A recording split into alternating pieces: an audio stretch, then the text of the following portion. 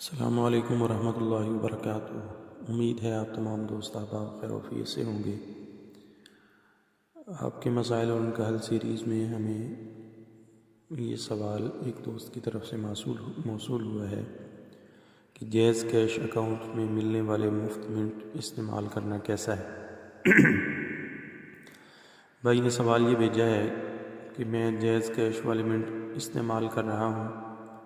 ہر روز کے 100 منٹ ملتے ہیں،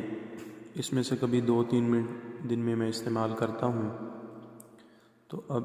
یہ جو منٹس مجھے ملتے ہیں یا یہ جو میں کام کر رہا ہوں کہ وہ منٹس کو استعمال کرتا ہوں، ان کا شرعاً کیا حکم ہے۔ دیکھیں، جیز کیش اکاؤنٹ میں اضافی minutes, internet M B, message, cash back وغیرہ اس اکاؤنٹ میں مخصوص رقم رکھوانے کے ساتھ اگر مشروط ہے،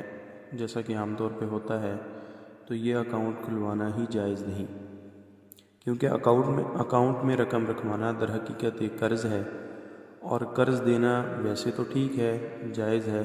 لیکن کمپنی اس پر جو مشروط نفع دیتی ہے وہ شرعاً ناجائز ہے، اس لیے کہ قرض پر شرط لگا کر نفع کی لین دین کو نبی کریم صلی اللہ علیہ وسلم نے سود قرار دیا ہے، اور چونکہ اس صورت میں مذکورہ اکاؤنٹ کھلوانا ناجائز معاملے کے ساتھ مشروط ہے، اس لیے یہ اکاؤنٹ کھلوانا یا کھولنا جائز نہیں ہوگا۔ اگر کسی نے لا علمی میں کھول لیا ہو تو اسے فوری طور پر بند یا غیر سودی اکاؤنٹ سے تبدیل کر دے، اور جب تک یہ بند یا تبدیل نہ ہو اس وقت تک اپنی جمع کردہ اصل رقم ہی سے استفادہ کرے، اضافی بیلنس یا میسج یا منٹس وغیرہ استعمال ہی نہ کرے۔ اگر آپ کو فری منٹس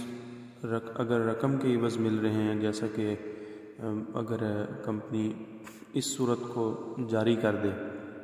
تو اس صورت میں ان کا استعمال پھر جائز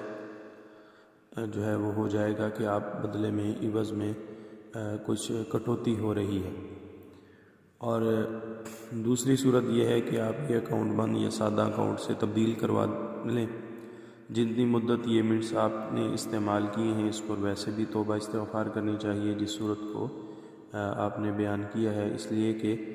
قرض پر جو نفع لیا جاتا ہے یہ حضور صلی اللہ علیہ وسلم نے سود قرار دیا ہے،